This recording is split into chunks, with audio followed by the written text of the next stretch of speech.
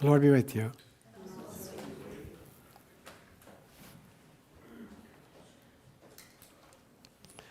So today is the third Sunday, so it'll be an extended homily discussion afterwards. For this reading, I want you to imagine that all of us have, at some stages of our lives, lost a very close friend. And often we go back and we remember the last meeting we had or the last encounter we had with this person. And we revisit the kind of dialogue and what they looked like and what they said and what we took away from that and what we hold precious in our hearts. So this week what I've done is actually cull some passages from John's Gospel. And I actually did this at the request of Patricia Weaver a few weeks ago. She wanted some text that she could meditate on during the last few days of her life. And I culled some stuff from John's Gospel and stitched them together that she might read them to herself and that the family could read them to her. So I just want you to imagine that this is in fact what the disciples are doing with Jesus after he's gone. They're remembering the last great encounter they had, which was the Last Supper, where he kind of, in some senses, poured out his guts to them. And they're treasuring these words and these kind of memories. So I want you just to sit down. It's a little bit long reading. Just imagine that you're one of the disciples and you're remembering back the last encounter you had with him and the things he said. And you're now trying to unpack these things, with a new kind of wisdom, a new understanding of what he was actually saying to you. So I've taken it from 4 different chapters in John's Gospel and stitched them together.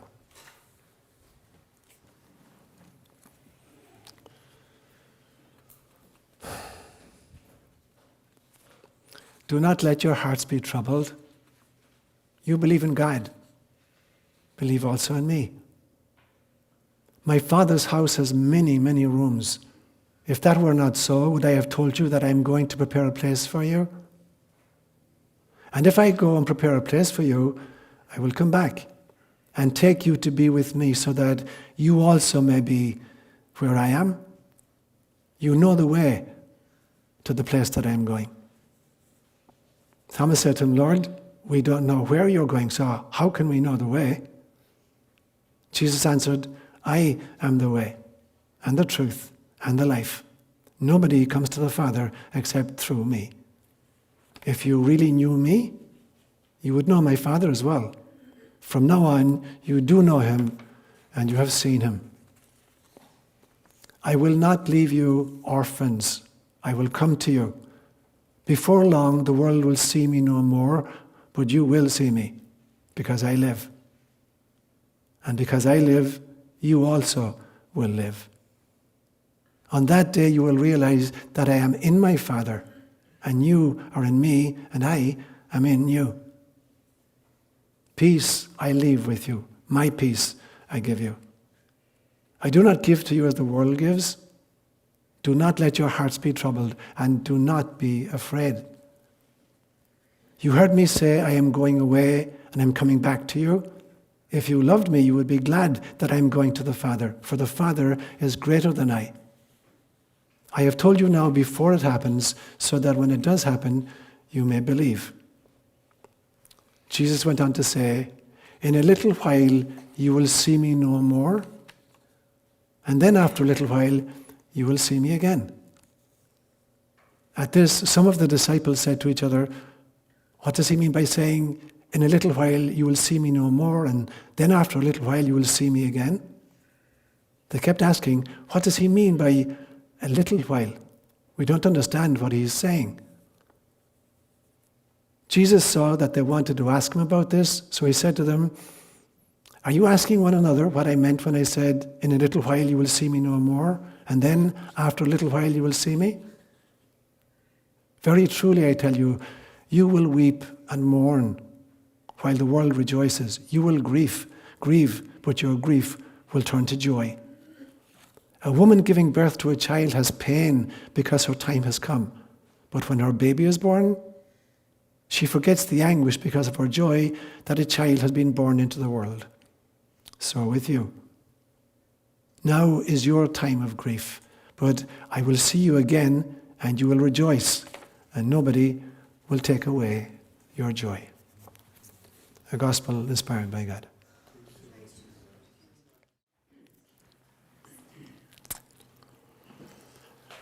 This last week, over a period of 49 hours, beginning on Wednesday night at 9 p.m.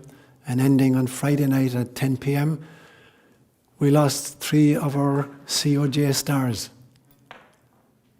Kathleen Lyons died at 9 p.m. on Wednesday night, and Lou Schaefer died at 1 p.m. on Friday afternoon, and Patricia Weaver died at 10 p.m. on Friday night.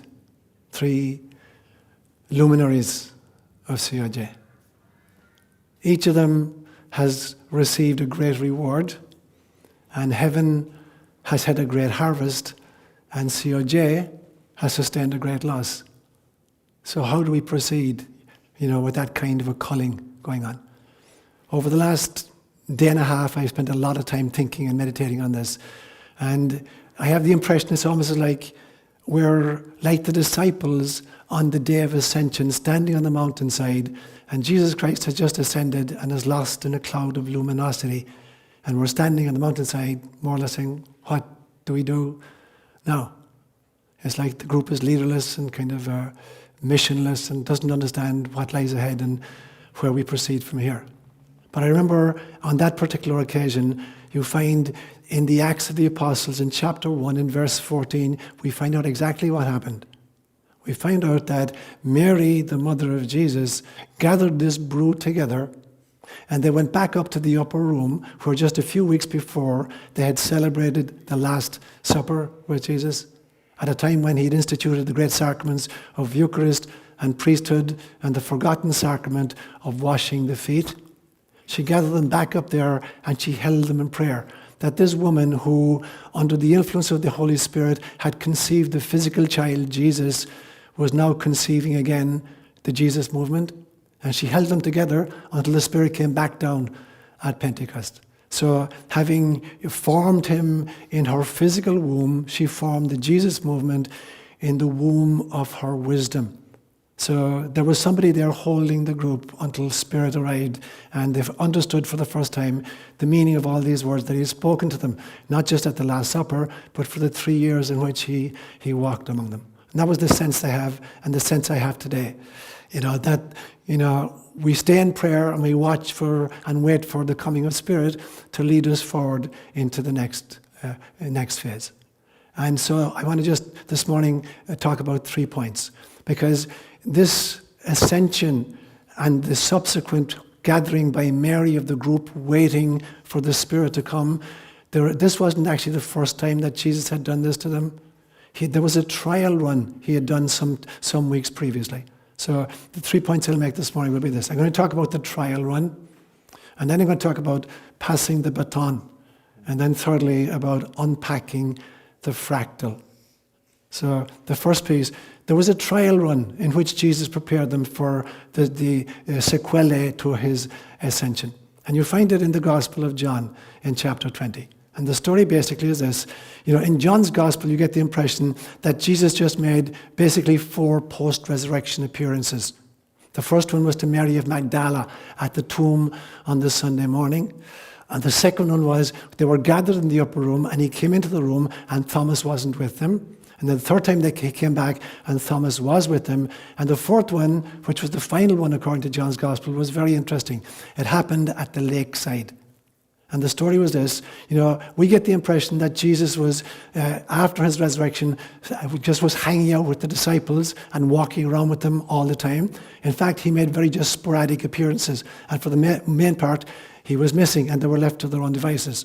So at this stage, after 3 very short visits, one to Mary, one to the group in the upper room without Thomas, one to the upper room where Thomas is present, he's gone. And they have no idea, was that it? Was that the last, encounter we're going to have?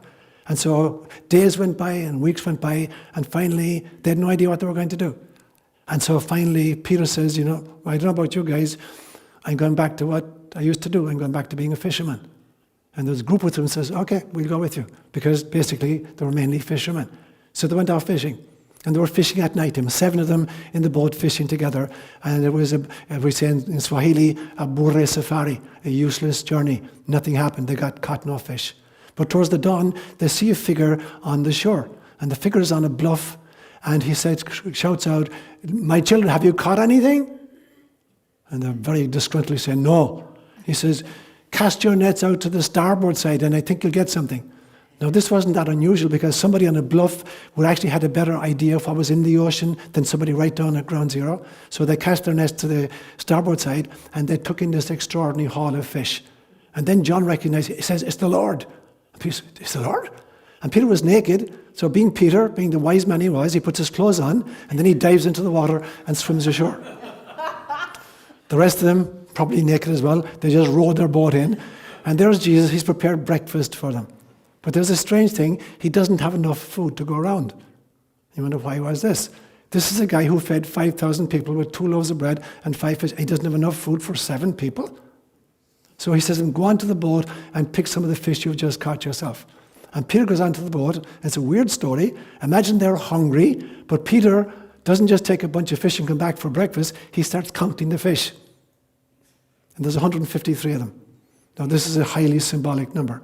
According to the Greek taxonomy of the time, the Greeks believed there were 153 different species of fish in the world. So this is very symbolic. It represents the fact that in the net of the kingdom of God, all peoples are contained. It's not just for some people, that the kingdom of God encompasses everybody, and no matter how many people fit in, the net is not going to break. So that's the point of it. But what's the point of the fact that Jesus didn't have enough food for them? The whole point was that Jesus is now going to make them the fishers.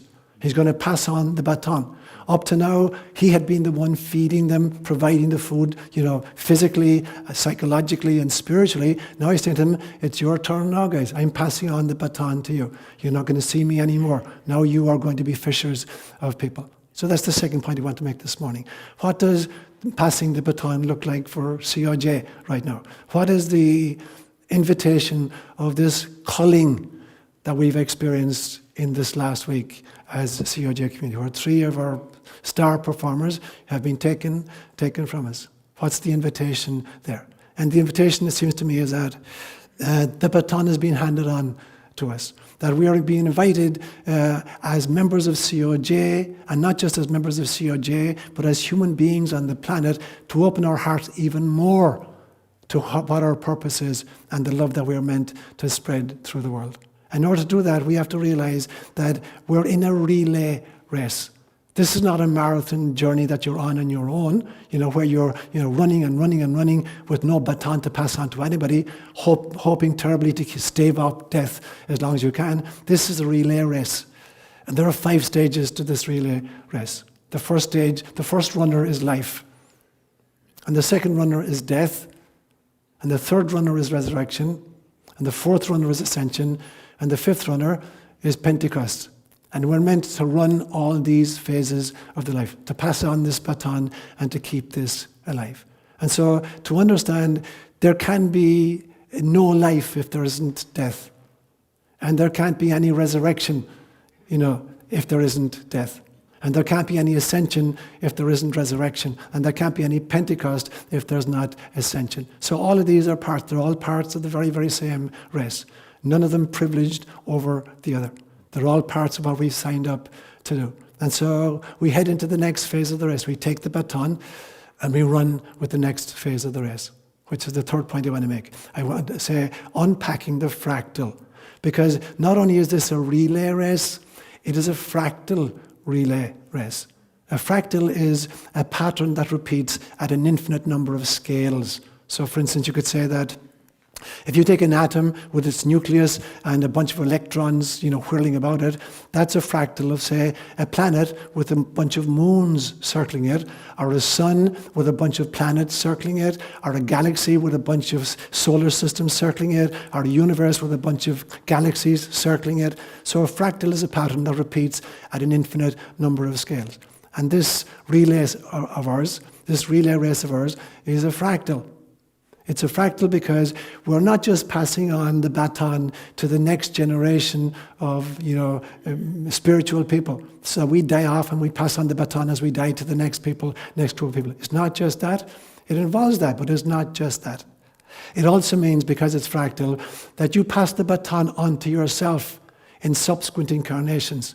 that how you have grown and how you've developed and how you've evolved in a particular incarnation, you pass that baton on to the next version of yourself, which may happen in 300 years' time or 500 years' time. It doesn't matter. But you're passing on the previous version of yourself to the next version of yourself to take it even further. That's the second level of the fractal. But there's a third level of the fractal, and that is that even within the confines of a single incarnation, we are meant to pass on the current version of me to the tomorrow version of me. If I'm not more evolved tomorrow than I was today, then I've been asleep at the wheel. If I'm not more evolved next year than I was last year, I've been asleep at the wheel. And so the relay is at least three different kinds. It's passing it from generation to generation, and it's passing it from incarnation to incarnation, and it's passing it from one phase to another phase within this incarnation. In order to understand that passing of the baton in this relay of 5 different phases, we have to start examining what these 5 phases mean. So the first runner is, we call it life. And there is only one life. There's only one life. There's one life that permeates all that is. I've said to you many, many times that everything that exists is simply God in drag. There is only one life. It is the life of God. And sometimes this life looks like a banana slug, and sometimes this life looks like an oak tree, and sometimes it looks like a human being, but it's the same life permeating all of them. And in each manifestation, it goes through phases. There's a pre-incarnational phase, there's an incarnational phase, there's a post-incarnational phase, there's a reincarnational phase, and in each one of us we go through all of these particular phases. But it's one life. And when we get that, we realize that all violence is an autoimmune disease. If there is only one life, the life of God permeating all of her creatures, then any kind of violence is a civil war. Every war is a civil war. And every act of greed and every act of aggression, is an autoimmune disease. Whether it's done to another people, another person, another community, another culture, or even if we visit it on nature, that too is a civil war. It's an autoimmune disease if we can't recognize the God in nature, in all sentient beings. So it means we have to wake up to the realization of what life really is. We can't pass on the baton if we haven't lived life with the fullest understanding of what life is. The next runner is death. And then we have to understand, we have to embrace death. Death is not just the ending, of our dream, our physicality, just we shuffle off these mortal coils. But we also let go of the 4 great limitations that incarnation imposes upon us and that we volunteered for. There's the limitation of space. We're cramped into these little spacesuits of, 110 pounds or 150 pounds or whatever we happen to weigh, cramped into this little space. We who are cosmic beings, we let go of the limitation of time. We who are, birthed in a cosmic consciousness are trying to operate with this tiny little laptop that we carry between our ears during the life phase of the journey. We're freed from that limitation. We're freed from the whole notion of time, chronology, that things happen sequentially. They only happen sequentially because our little computer is so limited that it can't grok the gestalt. So we have to break our experience up into bite-sized pieces and process them sequentially, rather like the way in which we have to read a book. If you have to read a book literally, word by word, sentence by sentence, paragraph by paragraph, page by page. But you can go onto Amazon and download a book of 600 pages in the twinkling of an eye. You can just suck it all in. So we have to invent time because our little minds are so small. That limitation is gone. And the most important limitation of all is the limitation of amnesia. During incarnation, most of us forget who we are, who the neighbor is, and what the mission is. With death, that amnesia is dissolved. So death is a movement back into a more pristine form of the self. It's not the end of the self. It may be the end of the ego, but it most definitely is not the end of the self or the soul. So it's that liberating back into it. So we say with the Hindus, I have a body, but I'm not my body. I have emotions, but I'm not my emotions. I have an intellect, but I am not my intelligence. I have a personality, but I'm not even my personality. I'm a bite-sized piece of God who volunteered to have a human incarnation. I'm a spirit in a spacesuit. I'm a soul on safari on planet Earth. And death is letting go of those limitations and realigning with a more pristine and a more evolved version of the self. That's the second runner to whom we pass on the baton. And the third one is resurrection. Resurrection is very different from, resurrection is not coming back from the dead, resurrection is going through death. There's a very big difference in John's Gospel between Lazarus' story and Jesus' story. Lazarus comes back from the dead. He comes out of the cave, shuffling, cloth bound, and they take off the wrappers, and he goes back to living a physical life. But he had to die again, obviously. Jesus is not coming back from the dead. He's going through it into the other side. So resurrection is very different. So the third runner is the resurrection. The realization that on the other side, there's a journey on the other side. We don't just stay where we find ourselves at the moment of transition. We continue to evolve, and that's really what resurrection involves. Ascension is the fourth runner to whom the baton is being handed. And this is this spiral of cycling into more and more subtle self-understandings until finally compassion for all God's little ones dissolves the very, very notion of ego. So ascension is this spiraling movement that goes on from lifetime to lifetime into more and more subtle levels of self-identification until finally we reach the Pentecost. The final runner in this race is the Pentecost event. And Pentecost is the realization and the unleashing of the Christ in you so powerfully that even the frequency of the planet itself begins to vibrate at the frequency of love. So Pentecost happens when enough people have reached the realization that there is a Christ inside in every one of us, and that we identify that, we realize that, and then we unleash it in our relationships. And so that our response to everything and to everybody is unconditional love and compassion for all those who suffer. And then at some stage, literally, the very planet itself will vibrate at the frequency of love. So the invitation to me at this stage, having lost these three great stars, is to accept the baton, that this group accept the baton, and that for every subsequent phase of this life, that we accept it. Yes, our job is the same job that these had and that they discharged so powerfully. It is the ability, to arrive at some kind of a Christ consciousness where we don't identify anymore, with pet peeves or egoic needs or disputes of any kind. But we identify with the Christ within myself and the Christ within each other, and that we offer each other a namaste. And so my invitation to you, as it is to myself for this week, is to take these 5 questions and run with them for this week. And the first question would be, how have I understood life, and have I run life well? The second one is, how have I understood death, and have I accepted death? Have I experienced death in my own life, either to the ego or different phases? The third phase is, what does resurrection mean to me, and have I experienced resurrection? The fourth one is, what does ascension mean to me, and have I experienced ascension? And the fifth one is, what does Pentecost mean to me, and have I experienced Pentecost? Because at the end of the race, when all 5 runners have passed on the baton, the gold medal for that achievement is the arrival of Christ consciousness on planet Earth. Thank you for that explanation and inspiration.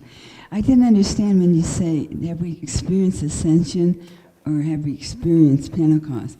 Do you mean in this life or from previous lives? Would you explain that more? Sure. So where do we experience Pentecost? Do we experience it in this lifetime, or just it was a previous lifetime, or when? It can happen at any stage for everybody. Pentecost is a realization. It's not so much an event as a realization. It's a question of stepping ourselves through different self-identifications. So the more confined our self-identification is, the further we are from a Pentecost experience. So it is widening the definition of the self. So each one of us starts off as little babies, and we identify totally with our physicality. So a little child is going to put his finger in his mouth, or his toe in his mouth, or a pencil in his mouth. Everything is identified with our physicality. At some stage, we begin to identify with our emotions. We think we are our emotions. Later, we begin to identify with our thoughts. Later on, we begin to identify with relationships we're in. I'm such and such a person's son, or such and such a person's friend. Then we begin to identify with the jobs we do. I'm a farmer, I'm a bus conductor, I'm a psychologist, whatever it is, we think that that's who we are. And we're not any of those things. And so Pentecost is a question of gradually shedding these skins, these, skin-encapsulated egos of ours, shedding them just layer by layer by layer, and re-identifying each time with something greater. That you're more than yourself, you're even more than your family, you're more than your tribe, you're more than your species, you're more than just even all sentient beings on planet Earth. And finally you realize, you have to give birth to God. I keep going back to the story that Luke's gospel says,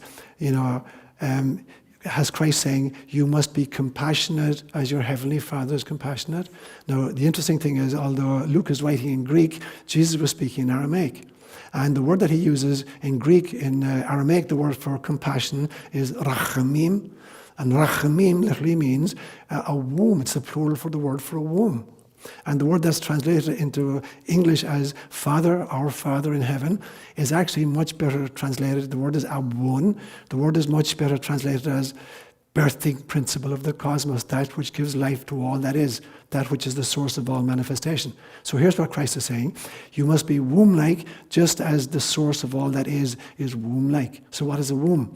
A womb is that which can conceive, carry, and give birth. Sequentially, not just once, but many, many, many times. So Christ is saying, if you're to be as womb-like as the birthing principle of the cosmos is womb-like, and you look at the extraordinary plethora of life forms that the womb has created, everything from single-celled amoebas 3.7 billion years ago on planet Earth, up through multicellular creatures, to the great sea creatures, to the amphibians, to the reptiles, to the mammals, to the hominids, to human beings, the plethora of life forms. It's given birth again and again and again and again. Nature never stops giving birth.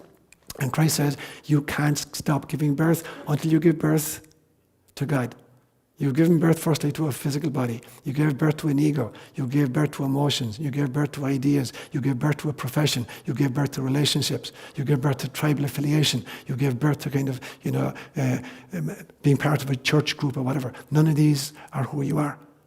Meister Eckhart said very powerfully one time, he said, of what use to me is it that my Saviour was born of a virgin 1400 years ago? If he's not born again in my time and in my heart, every single one of us is meant to be the mother of God. Every single one of us. And so Pentecost is becoming the mother of God. Realizing that, in fact, that when I shed all of the misidentifications, I unveil the true me inside, which is, it's God stuff. So I give birth to God then in my relationships. I act as God because I recognize the God in somebody else and I treat them as divine. And then you have peace, and then you have Christ consciousness on the planet. In your opinion, is the moment of our death a random event? Is it chosen by God or something else? That's brilliant. That's a brilliant question. And I'm sure, you probably know the background to this question, I presume, that Mark is asking. When you think particularly about the circumstances of Lou Schaefer's death this week, he was killed in an extraordinary accident. He's driving north on 101 in his car, and some other vehicle is coming down the other side of the freeway, and something fell off the back of, obviously, a truck of some kind, a big bolt, and it hopped on the ground, obviously, came across the center divider. And I'm reenacting this now. If Lou is traveling at 60 miles an hour, and the van is going at 60 miles an hour in the opposite direction, this object is going to hit at 120 miles an hour. It smashed through his windscreen, hit him in the side of the neck, he lost control of the car, went into the center divider, and was killed. Now, when you think of the extraordinary number of coincidences that would need to happen for Lou to be in that exact position, going at that speed, at that time of the day, and for a truck to drop something that came across the center divider, shattered his windscreen, and came in and hit him, it's unthinkable. I mean, what are the possibilities? So that's kind of some of the background. So when you think about Patricia died in her sleep very peacefully, Kathleen Lyons died as a result of a significant fall that she'd suffered 10 days before. That resulted in a lot of bleeding into her brain. That resulted in a kind of a coma. And so, is death a random occurrence? The way in which we die, is it a random occurrence, or is there some kind of planning? My own belief system is that every single soul, as it volunteers for incarnation, creates several exit strategies, that the lifetime is going to end in one of several possible ways. So the soul has planned these ahead of time. The ego is not aware of any of these. And so as the first possibility, as I meet the first possibility, the soul is going to make the decision whether or not this is the appropriate exit for me. And it may say, no, I'm going to defer the exit. There's still work I need to do. But there's going to be a final exit. There's the terminus you reach with when you're in a bus, and it's not going to go any further. No matter how long you stay in the bus isn't going to move anymore. And so I think that we plan several possible exit strategies, and the soul will decide which one to take. Now, does the soul pre-plan in exquisite detail? And so did this soul plan a knowledge of physics that would result in a particular trajectory and a timeline and a speed in order to encounter this mode of exit? I don't believe that we planned that kind of level of specificity. But that we agree that at a certain period of an incarnation, it's time for me to exit. And then nature being what it is, this extraordinary intelligence, I don't believe there's anything such thing as just accident or coincidence or bad luck or good luck. The universe operates according to specific kinds of laws.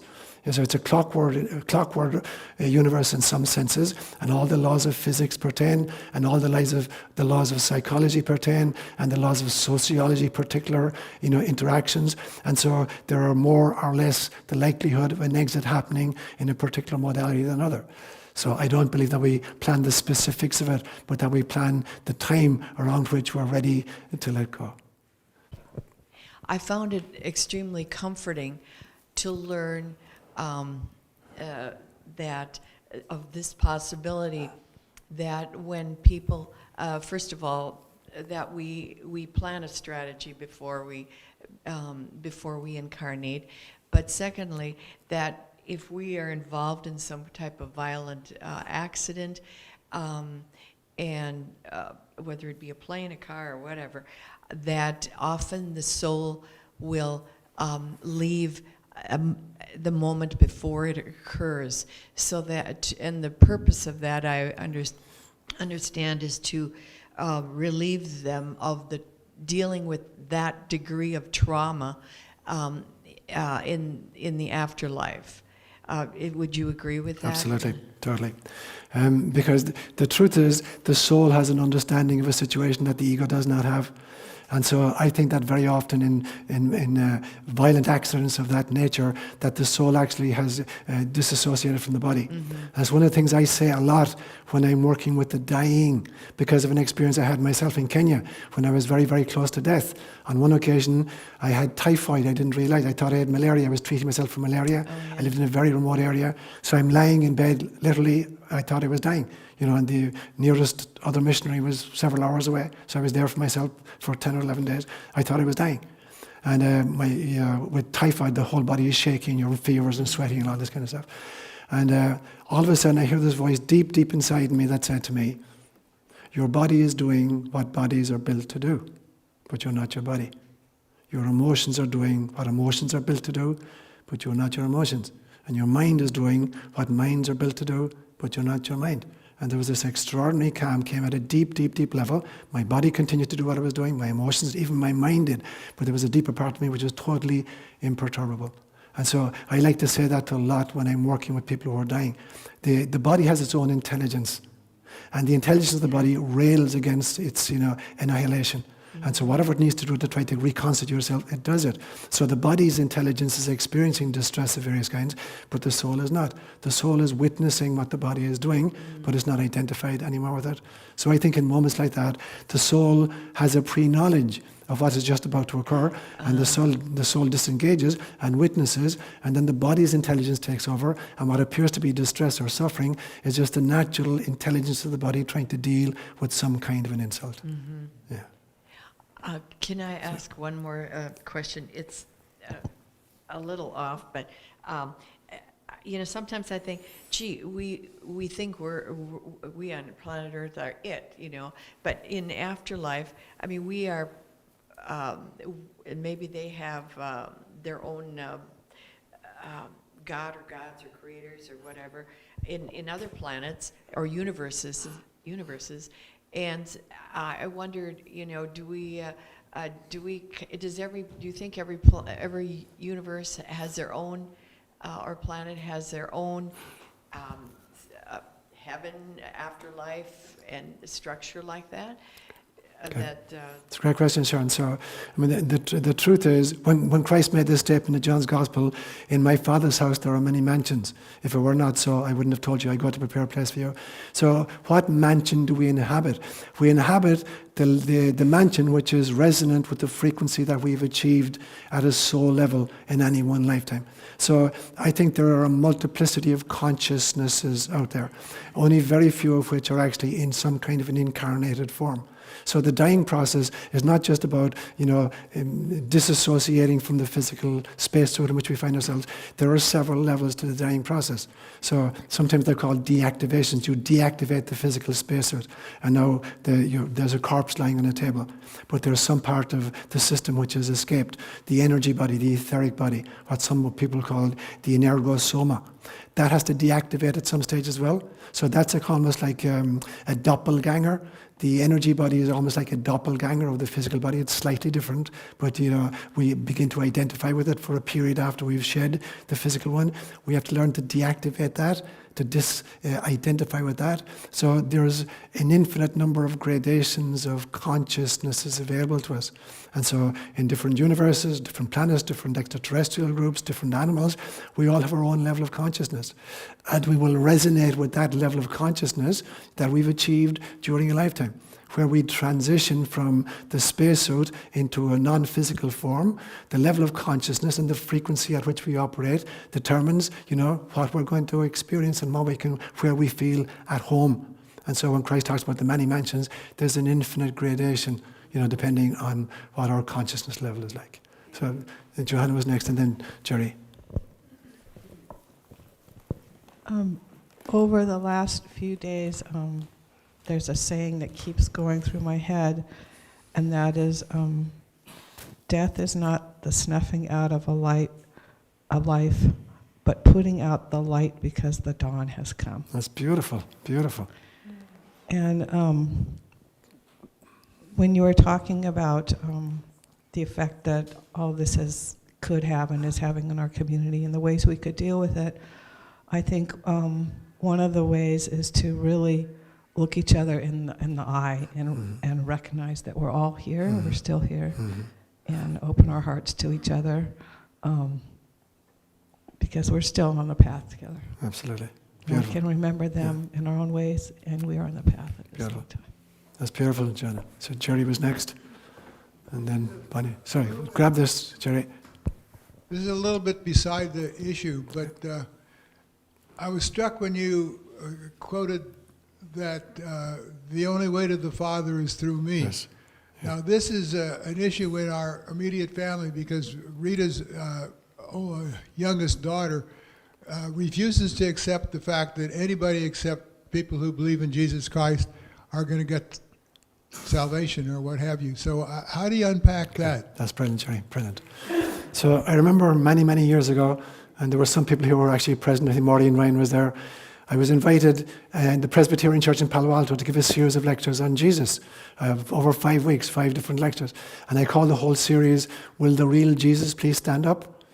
And in the preparation for that, I did a lot of meditating on this particular question.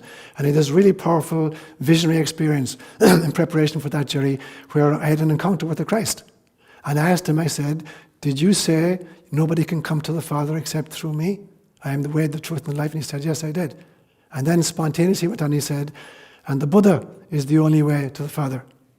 And he began to name out the great avatars. He said, I am the only way because the only way is love. The Buddha is the only way because the only way is compassion. So he wasn't like claiming it's me and only me. He was saying what I represent, a Christ consciousness that recognizes the divine and everything else. That is the only way to the Father. So love is the only way to get there. And spontaneously, as I said, he went on and he said, and the Buddha is the only way to the Father. Because the Buddha represents compassion, and compassion is the only way to the Father. So he's not saying, me, Jesus, the carpenter from Nazareth, am particularly beloved of God and you can only get to heaven through me. He's not saying that. He's saying what I represent and what I've understood and what I realized, that is the way. And what the Buddha realized 500 years before me, that is the way. Yeah. Bonnie was next, and then Margaret. My sister just died. Oh, I'm sorry, love. Thank you. I'm sorry. About 10 days ago. Oh, okay, Bonnie. Okay. And what I'm just kind of wondering is, she was very heavily medicated because of Okay. the pain. Okay. But she would, you know how it works. She would come out of it Yes. for minutes Right. and then go back in. And what I'm wondering is, in terms of what you were talking about letting go of the different parts. Levels. Yeah. How does I don't even know if you can answer this, but I'm just wondering, how does the sort of unconscious pain medicated state and the conscious, how are they different in terms, or how do they work with this letting go? It's a great question, Bonnie. And so my preference obviously would be that somebody should be able to die with full consciousness, but sometimes they're in such intractable pain that there's a tremendous disservice to them. And the truth is, you can't medicate the soul. You can medicate the intelligence of the body, but you can't medicate the soul.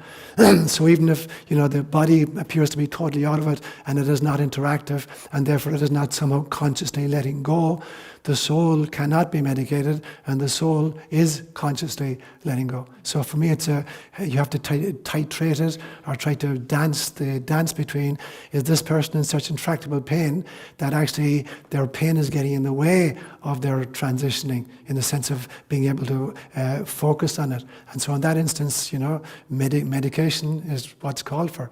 If, however, the person is not in intractable pain, the ideal for me is that up to their last breath, that they're interacting at every level, that the intelligence of the soul and the spacesuit is interacting with the intelligence of the family and the observers.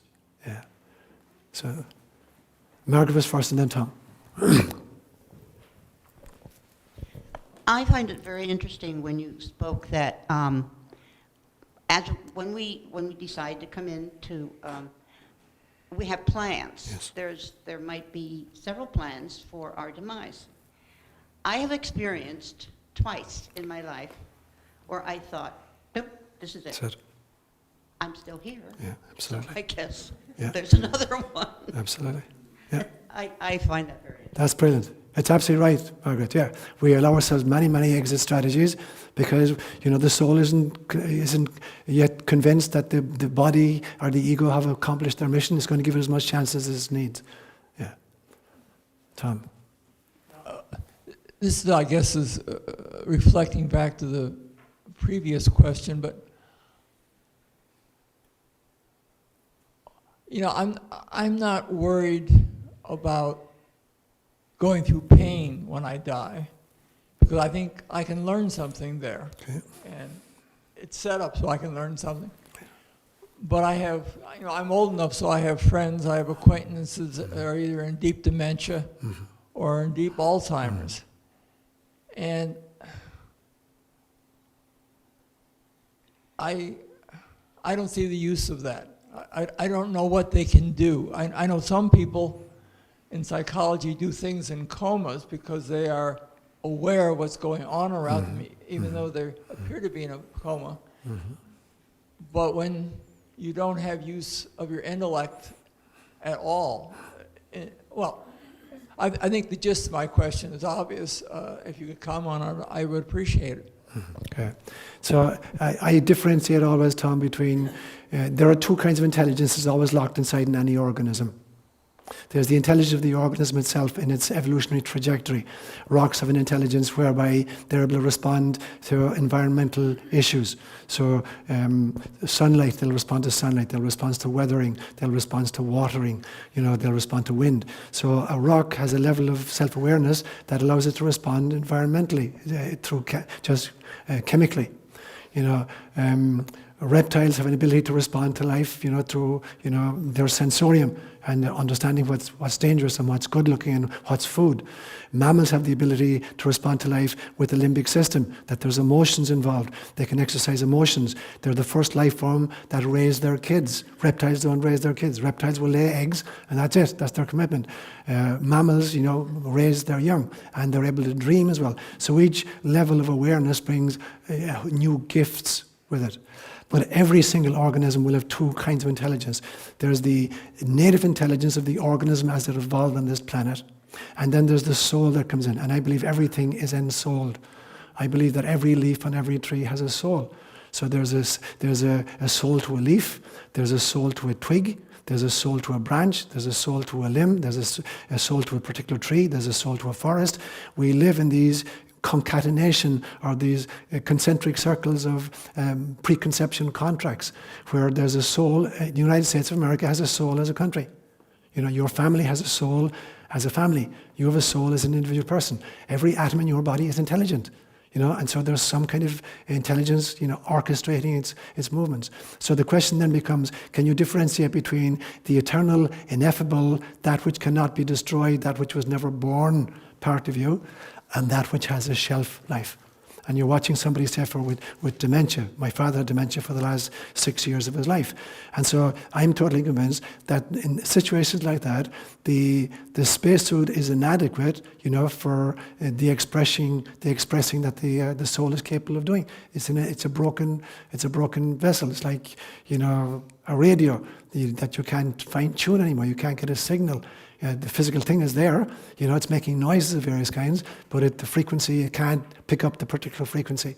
So at some stages, the body can't pick up the frequency of the soul in order to communicate with those outside. But the soul itself, is not in any way distressed by what the physical body is experiencing.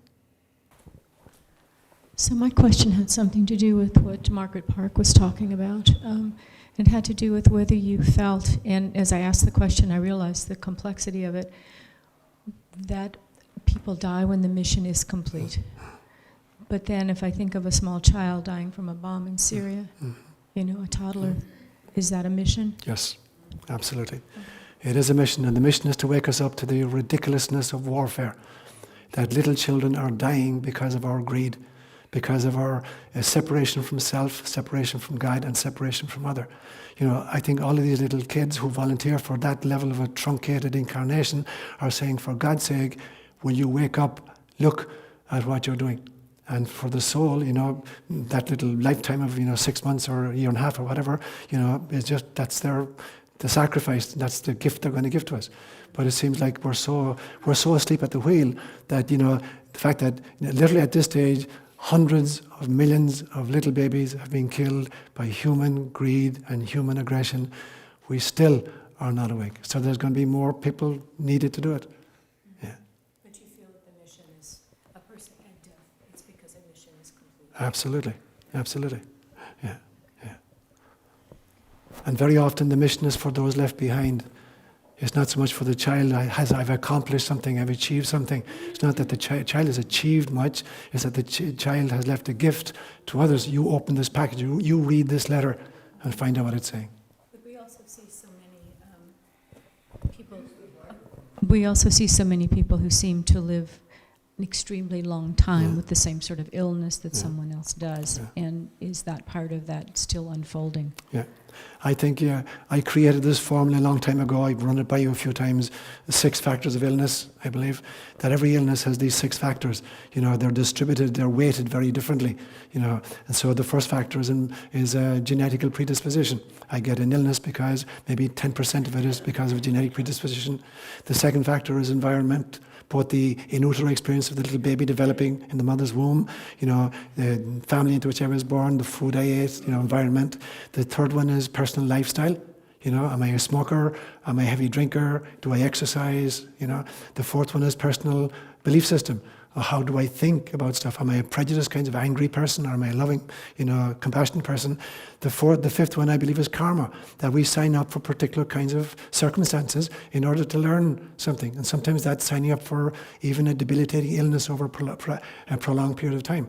And the sixth one is the bodhisattva dimension. Sometimes the bodhisattva is the person who has worked off all their own personal karma, but they keep coming back to try to wake up the rest of us. These are the Jesus figures, maybe the Mahatma Gandhi figures, maybe the Mother Teresa figures.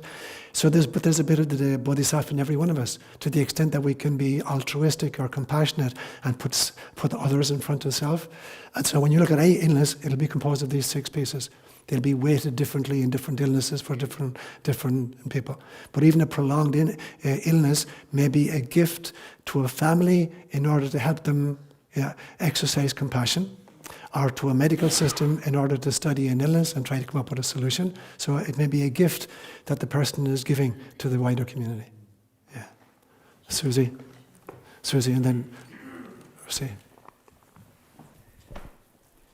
When someone dies, particularly when they die tragically, it's always, I think it's hardest on the people that are left behind. The soul has moved on, and they're in a better place, and we all intellectually know that. But do you think that the soul, I think about that, like if I were ever to die from a tragedy, I'm not worried about myself, Yes. I'm more worried about Yes. the people that I've left Yes. behind and how that will affect them. Yeah. But after death, do you think the soul has any sort of sense or emotion or something that they're worried about the people behind Yes, them? yes, very, very definitely. And there's a great story in John's Gospel in chapter 20, where Jesus appears to Mary of Magdala at the tomb, and when she finally recognizes him, she thinks she's the gardener, and she wants to, did you move the body? And can you tell me where you moved it? And I'll move it back. And then only when he speaks her name does she recognize him.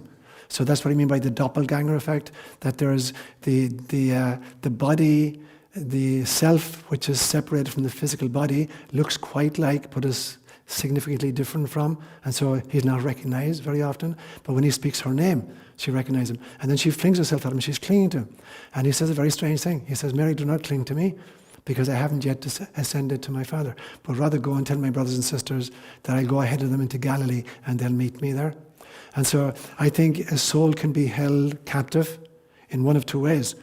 Recently departed, that they're concerned about those left behind. Let's say a mother who's just given birth to a little infant and wondering what's going to happen to my baby, and so wants to hang around because she's concerned for her baby.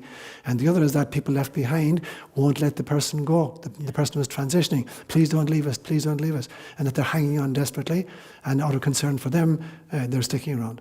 Now, there are other reasons why souls might get caught in Earth orbit as well. Addiction is another reason. But they can be held back by other people or by their own concern. And so part of our job behind is, while we're grieving and while we're bereaved, it is not to make it a clinging that in any way impedes their progress, because they'll have to shed a whole bunch of other levels of body in order to be resonant with the level of heaven or the afterlife that their frequency is matched to. So we don't want to be holding on to them. Yeah, so it's important that in our rituals of grieving, in fact, are about that. They have 2 functions. They're helping those of us who are left behind process the loss, at the same time helping to escort the one who's gone on their journey, so we don't miss them so badly that we refuse to let them continue with their journey. Yeah, Rosie was next. I was just wondering, when we try to help loved ones when they are dying, taking care of the body, needs for the body, and singing and praying, and I was wondering what we can do to help them with their soul. With their souls? Yeah. Okay. Yeah. I think what you're doing in honouring the body that's left behind, the spacesuit that they've just abandoned, honouring that as the vehicle of experience. That is the way in which we primarily experience them during lifetime. It's through their physicality, and so honouring that, is a way of saying, we respect the space which you inhabited, the vehicle that allowed us to interact with you, and now by honoring this, we're honoring your need, having abandoned this, to continue with your journey. So all of these rituals are ways of escorting the other person through the subsequent stages. So I benefited a lot from your metaphor of the passing of the baton. Okay. I thought that was very interesting. Okay. And it sort of gives rise to two obvious questions. Okay. And the first to think on is, what were the batons that I received from Brilliant. Lou and Patricia and Kathleen? Right? I remember Lou's thoughtfulness and willingness to share. Yeah. Kathleen's indomitable will, sometimes perceived as immense stubbornness. Kathleen stubborn? But always with this beautiful smile on her face. Just awesome the way she played that. And Patricia's incredible grace and her care of everyone around her. And her intellectual curiosity. Whenever I saw her, she wanted me to explain, which I often couldn't, the homily of the day. And when makes two of us. That's two of you. And when I last saw her, she was trying to work out if she would make it today. Oh, wow. And wanted to know if I could help with the elevator. So she's going to text me, and I'm sure the source can spare an iPhone. And if you feel her hair here, I'm sure you know why. So one question is to reflect on, what are the batons that I have now been passed? And then the second obvious question is, well, what am I doing about my baton? And what is it I'm going to pass? That's brilliant, Lawrence. Two brilliant questions. Just me repeat that they're brilliant questions. What are the batons that we as individuals and as a community have been given by Kathleen and by Lou and by Patricia? And what are the batons that you hold as an individual person?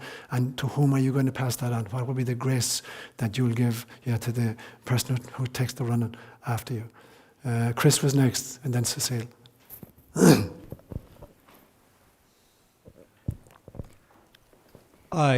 Just not particularly a question, just a comment.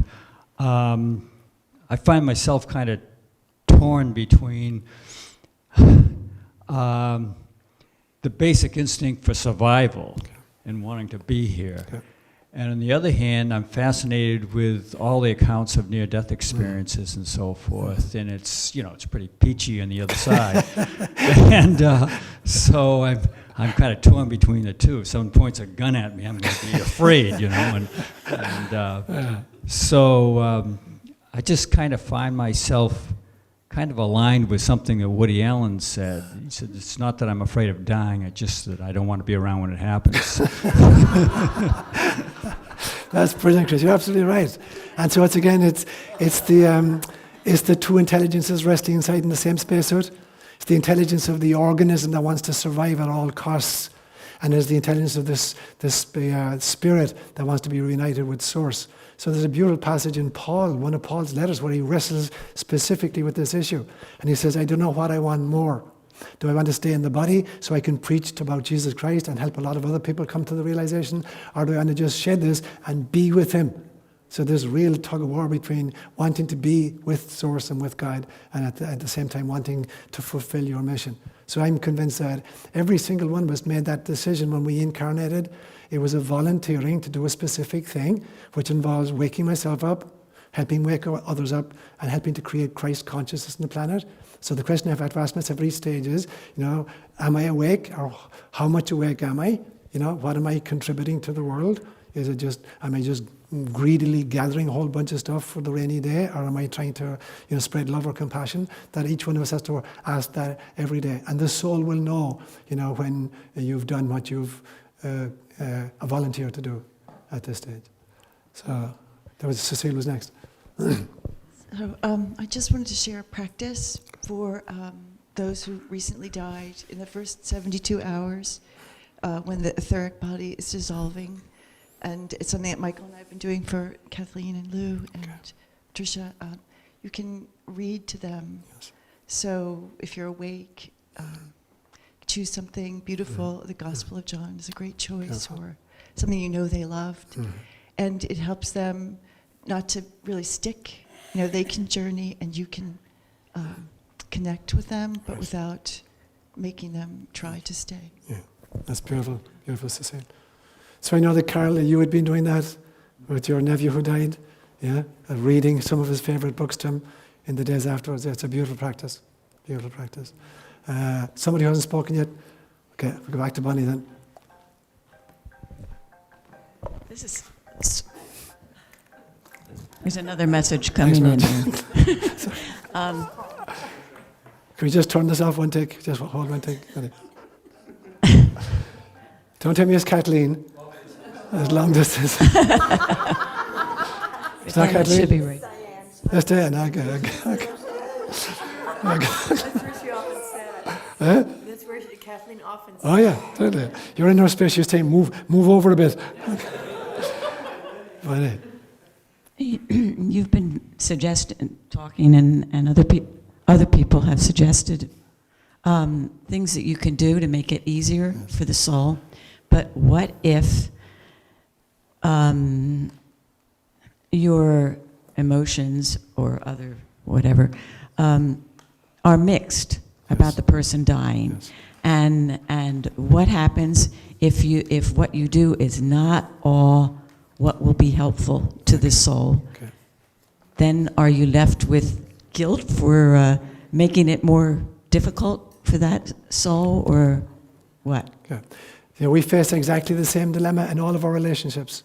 Right? As we interact with people, we always have to ask ourselves the questions, how much of what I'm doing or saying or thinking about this other individual is just selfishness, and how much is compassion?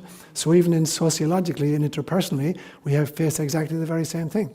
We think about, for instance, people we've lost in our life as friends. They haven't died, but we've lost them as friends. And you ask, well, what did I do to kind of sabotage that relationship?